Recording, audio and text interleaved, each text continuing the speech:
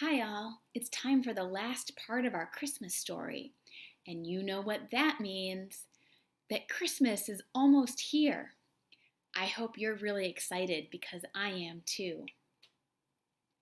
Last week, we read about how God put a star in the sky to show people that his son Jesus was born, and about how the shepherds found Jesus and welcomed him. This week, we're going to read about the three wise men. Are you ready?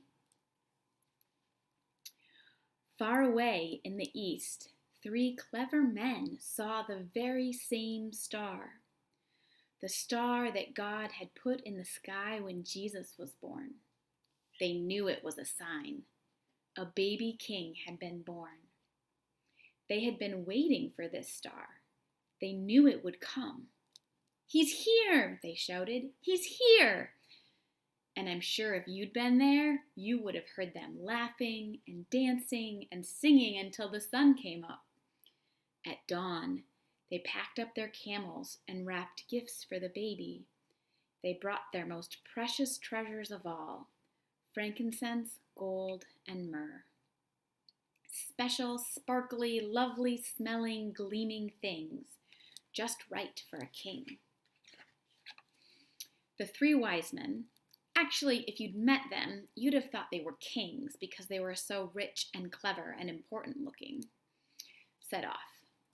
They rode their camels across endless deserts, up steep, steep mountains, down into deep, deep valleys, through raging rivers, over grassy plains, night and day and day and night for hours that turned into days, that turned into weeks, that turned into months and months until at last they reached Jerusalem.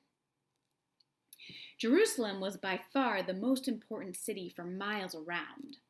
And as anyone can tell you, that's where a palace would be, and kings are born in palaces. So that's where they went. But they were in for a surprise. They went to see King Herod. Surely he'd know where this baby was. But he didn't.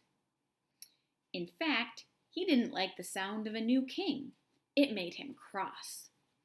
He didn't want anyone to be king except him. But Herod's advisors told the three wise men what was written in their books, what God had said about the baby king. Go to Bethlehem. That's where you'll find him. Suddenly, the star they had seen in the east started moving again, showing them the way. So the three wise men followed the star out of the big city, along the road, into the little town of Bethlehem. They followed the star through the streets of Bethlehem, out of the nice part of town, through the not so nice part of town, into the really not nice at all part of town, down a little dirt track until it stopped right over a little house. But wait, it wasn't a palace, and there weren't any guards or servants or flags or red carpets or trumpets or anything. Did they get it wrong? Or was this what God meant? Sure enough, in that little house, there, sitting on his mother's knee, they found him, the baby king. The three men knelt before the little king. They took off their rich royal turbans and gleaming golden crowns. They bowed their noble heads to the ground and gave him their sparkling treasures. The journey that had begun so many centuries before had led three wise men here, to a little town, to a little house, to a little child, to the king God had promised David all those years before. But this child was a new kind of king. Though he was the Prince of Heaven, he had become poor. Though he was a mighty God, he had become a helpless baby. This king hadn't come to be the boss. He had come to be a servant.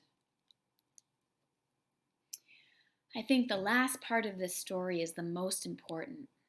If you remember, God sent Jesus to earth on a rescue mission, because we humans need God to be with us. And God doesn't care if we're poor or rich, large or small, important or unimportant. He just wants to love us. So on Christmas Day, when you're opening all your presents, maybe you'll take a minute to remember why Jesus was born on earth. Merry Christmas!